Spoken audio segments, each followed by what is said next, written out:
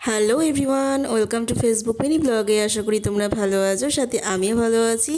আর হ্যাঁ, আজ হচ্ছে চতুর্থী, তো তোমাদের সকলকে জানাই শুভ চতুর্থী পুজোর অনেক শুভেচ্ছা এবং ভালোবাসা। তো আজ সকালে করেছিলাম একটু ডিম টোস্ট, অন্য দিনের তুলনায় একটু আলাদা।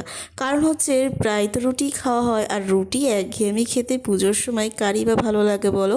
তো রোজ রোজ রুটি তো খেতে ভালো লাগে না, তাই আজকে একটু ডিম টোস্ট করেছি। আর ডিম টোস্টের রেসিপি বলার মতন কিছুই নেই, কারণ আমরা ছোট বড় বলতে গেলে সবাই জানি আর পারিও করতে। তো এখানে এই রুটিগুলো দিয়ে করেছিলাম, তো মাঝখান থেকে কেটে নিয়েছি।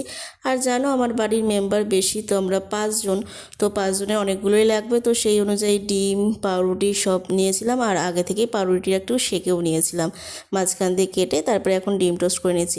কে কে খাবে তাড়াতাড়ি চলে এসো, খেতে কিন্তু দারুণ হয়েছিল।